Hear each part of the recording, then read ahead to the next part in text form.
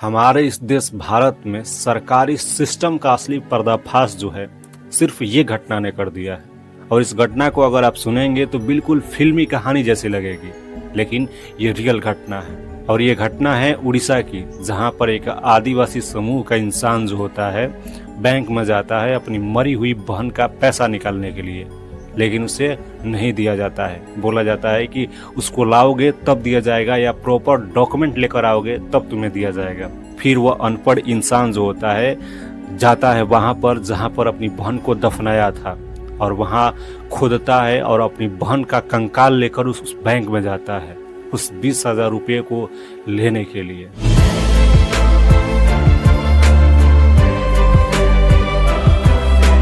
दरअसल ये घटना है उड़ीसा के केओझार के देनाली गांव की। वहां पर एक आदिवासी परिवार रहता था जिसमें जीतू मुंडा, उससे 8 साल बड़ी बहन कलरा मुंडा और उसके मम्मी पापा रहते थे। फिर कुछ दिन बाद जो होता है जीतू मुंडा अपनी 8 साल बड़ी बहन की शादी करवाता है पास के ही गाँव में। फिर उसको एक बेटा भी होता है और अचानक कलरा मुंडा जो उसकी बहन है उसकी पति की मौत हो जाती है, और फिर ऐसे ही अचानक उसकी बेटे की भी मौत हो जाती है। तो अब ससुराल में उसका कोई सहारा नहीं बचता है, तो फिर वह मायके लौट आती है अपने भाई जीतू मुंडा के पास, और यहीं पर दिहाड़ी मजदूरी करके वो अपना जीवन यापन करते हैं लोग। फिर एक दिन कलरा मुंडा जो होती है अपनी बछड़ा को एक बेचती है और इसके लिए उसे 19,300 रुपये मिलते हैं, और वह जाकर अपने पास के ही एक ग्रामीण बैंक था उसमें जमा करवा देती है। और फिर अचानक पति बेटा के मौत के बाद उसकी भी मौत हो जाती है। अब सिर्फ बचता है इकलौता उसका भाई जीतू मुंडा। अब ये बैंक की चक्कर लगाता है उस पैसे को लेने के लिए। जब ये बैंक जाता है तो बोला जाता है कि प्रॉपर डॉक्यूमेंट लेके आओ, डेथ सर्टिफिकेट लेके आओ या उसको लेके आओ, तब तुम्हें पैसे जो होगा तुम्हारे अकाउंट में ट्रांसफर किया जाएगा। फिर ये ब्लॉक का भी चक्कर लगाता है, लेकिन इसको कोई भी सॉल्यूशन नहीं मिल पाता है। एक अनपढ़ इंसान कितना घूमेगा। और फिर बार बार बैंक आ जाकर तंग आ गया था, और फिर इसीलिए वह जाता है जहां पर 3 महीने पहले अपनी बहन को दफनाया था। जाता है वहां पर उसे खोदता है और फिर अपनी बहन को कंकाल को निकालता है और एक बोरी में पैक करता है और उसे सीधे बैंक में लेकर चला जाता है, जिसे कर्मचारी और वहां पर जितने भी लोग थे और सभी लोग विचलित हो जाते हैं। और उस बैंक के कर्मचारी जो होता है पुलिस को कॉल करते हैं, पुलिस आती है और उसके साथ साथ मीडिया भी आती है, और मीडिया इस खबर को उजागर करती है। वहाँ के वीडियो मानस दंडपत ये बताते हैं कि ऐसा कोई एप्लीकेशन या इंसान मेरे पास आया ही नहीं है, मुझे इस घटना के बारे में आज पता चला है। लेकिन ऐसा नहीं है सर। आप एक वीडियो से मिलने के लिए ब्लॉक में अगर आप 8 से 10 बार जाएंगे तब उनसे आप सिर्फ मिल पाएंगे 10 मिनट के लिए। ऐसा है इस भारत देश में।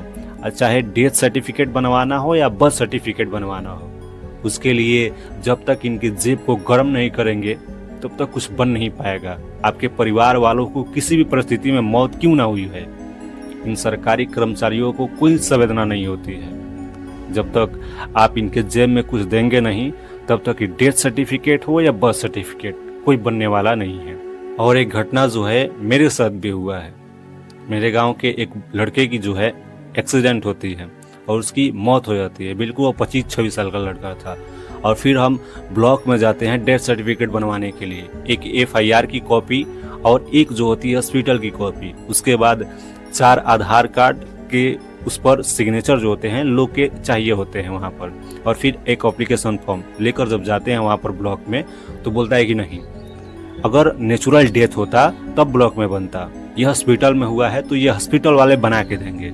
और जब हम फिर उस हॉस्पिटल में जाते हैं तो बोलता है कि नहीं, इस पर लिखा हुआ है बोरो डेथ, मतलब आने के पहले, हॉस्पिटल के आने के पहले ही उसकी डेथ हो चुकी है, तो ये हॉस्पिटल बनाकर नहीं देगा। इतना इन्वेस्टिगेशन करना पड़ता है एक डेथ सर्टिफिकेट बनवाने के लिए। और फिर ब्लॉक में जाते हैं कि हॉस्पिटल वाले नहीं बना रहे हैं, तो बोलता है कि हॉस्पिटल वाले ही बनाएंगे, हम लोग कहाँ से बनाएंगे। फिर जब 8 से 10 दिन उस ब्लॉक का चक्कर लगाते हैं तो किसी तरीका से हमारा डेथ सर्टिफिकेट जो होता है तैयार होता है। और ये डेथ सर्टिफिकेट 21 दिन के पहले ऐसे तैयार होता है, और 21 दिन अगर ज़्यादा हो गया तो फिर कोर्ट का चक्कर लगाना पड़ता है। तो ये है हमारी सरकारी सिस्टम। शर्म आती है इस पर कि एक इंसान जो होता है अपने परिवार की, एक लड़के की दुख मना रहा है, फिर इसमें हॉस्पिटल और ब्लॉक का चक्कर लगाना पड़ता है। और इस देश में 67,000, ये 2025 का आंकड़ा है, 67,000 करोड़ रुपया जो है अनक्लेम्ड है। और अनक्लेम्ड क्यों है? अधिकतर डेथ सर्टिफिकेट के कारण। और मेरे बाबा जब डेथ किए थे तो उनका डेथ सर्टिफिकेट बनवाने के लिए हम गए, लेकिन ज़्यादा देखे कि बहुत ज़्यादा चक्कर लगाना पड़ेगा, बहुत ज़्यादा टाइम बर्बाद करना पड़ेगा, तो मैंने नहीं बनवाया। और वो पहले बोलते हैं कि अकाउंट में कितना रुपया है, और जितना रुपया होगा उसका परसेंटेज निकालते हैं और उस अनुसार वो पैसे लेते हैं, तब आपका डेथ सर्टिफिकेट बनवाते हैं। जरा सोचिए कि एक इंसान जो है सिर्फ 20,000 लगभग रुपये के लिए अपनी बहन की कंकाल लेकर जाता है। उस 20,000 रुपये की कीमत उस गरीब की नज़र में कितनी बड़ी है। और ये हमारी सरकारी सिस्टम। एसी में बैठकर डिबेट कर लेते हैं कि ये पार्टी अच्छी, ये पार्टी अच्छी, और इस पार्टी के हम भक्त हैं। लेकिन जो स्टेज पर भूला जाता है भाषण, उसको एक शहर से 50-100 किलोमीटर दूर गांव के पगडंडियों में आने में बहुत ज़्यादा समय लग जाता है। और सबसे बड़ी बाधा बनकर आते हैं ये सरकारी कर्मचारी। फिर जितू मुंडा को पैसे दिया जाता है और ऐसे फोटो खिंचवाया जाता है।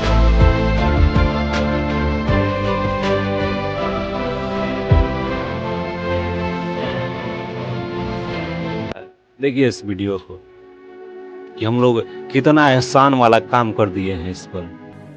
लेकिन जरा सोचिए कि ऐसे जीतू मुंडा इस देश में बहुत सारे होंगे, लेकिन सब में हिम्मत जीतू मुंडा की जैसी नहीं होती है। वो बहुत पहले ही हार मान जाते हैं। और ये देखिए इस सरकारी कर्मचारी जो है इस बैंक के, वो बयान दे रहे हैं क्या।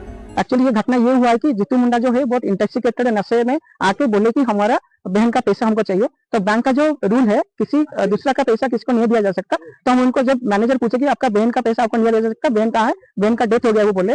तो डेथ होने के बाद हमारा जो प्रोसीजर है, बैंक मैनेजर उनको बोले कि आपका जो डेथ सर्टिफिकेट है उसको प्रोड्यूस करने के बाद ये जो सेटलमेंट है, आइदर रजिस्टर नॉमिनी और लीगल हेयर जो है जो प्रोसेस है, उसको पैसा दिया जाएगा। तो ये बोलने के बाद वो बहुत मतलब नशे में गाली गुलज करके चले गए। और कुछ देर के बाद, 2-3 घंटे के बाद, वो मे भी उसको वो प्रॉपर्ली समझा नहीं पाए क्या है, मतलब मे भी वो लिटरल पर्सन है, तो प्रॉपर्ली समझ नहीं पाए। तो उसके कुछ देर बाद वो अपना बहन का डेड बॉडी लेके बैंक में आए, बोले कि उसको देखो और हमको पैसा दो। मतलब इस घटना को किसी तरीके से उस इंसान को बदनाम करने के लिए कुछ भी बोल दीजिए कैमरा पे आके कि हमारा बिल्कुल इसमें दोष कुछ भी नहीं है। और ये तो बस कुछ घटनाएं हैं। जब बिहार में आकर देखिएगा तो ऐसी हजारों घटनाएं आपको देखने के लिए मिलेगी।